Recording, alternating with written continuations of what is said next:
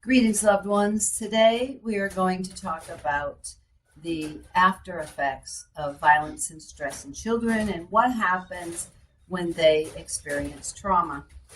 Help us get these messages out. Please subscribe to our channel, follow us on Facebook, Instagram, and Twitter. Hit the like button and the notification bell, and please share these messages with others because you never know, you could save a life. So let's talk about when children experience trauma.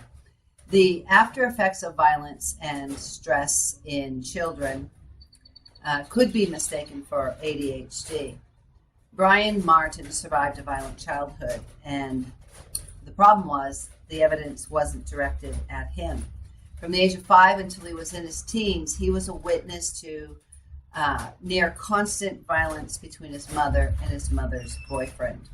As a result, he lost his ability to focus in school.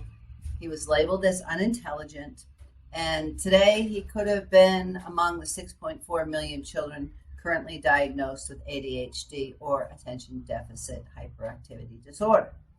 And that, he says, is a problem.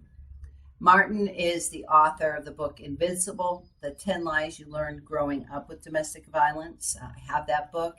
And he founded the Children of Domestic Violence, a New York-based nonprofit organization, in 2007.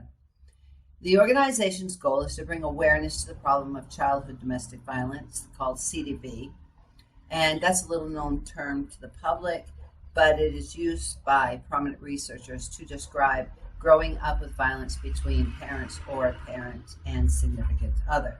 So these children who are going through a tumultuous childhood similar to his own may have ended up being diagnosed with ADHD.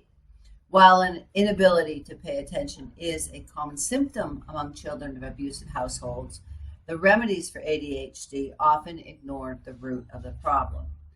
Martin says there's no medication to remedy what's happening at home. He says medication is certainly an option for ADHD, but it doesn't always solve the problem. So with an awareness of CDV, childhood domestic violence, currently at less than 10%, it's not a surprise that it can often be mistaken for ADHD. Martin says it's important to examine the root of the problem.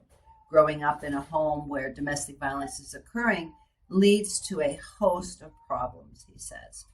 And he says someone who grows up with CDV can't pay attention because their brain is busy assessing the perceived threats around them, because that's what they must do at home.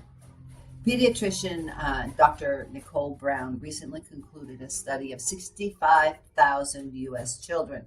She found an overlap between ADHD diagnosis and higher than normal levels of poverty, divorce, violence, and family substance abuse.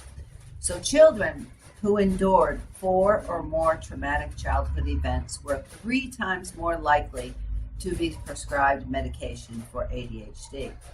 She presented her findings at an annual meeting of the Pediatric Academic Societies and said, we need to think more carefully about screening for trauma and designing a more trauma-informed treatment plan. For Martin, his mission is clear: spread awareness of CDV and offer scalable resources to train others in how to offer appropriate support when CDV is spotted. He says educators and adults can't seek to share until they know what to call it and better understand it.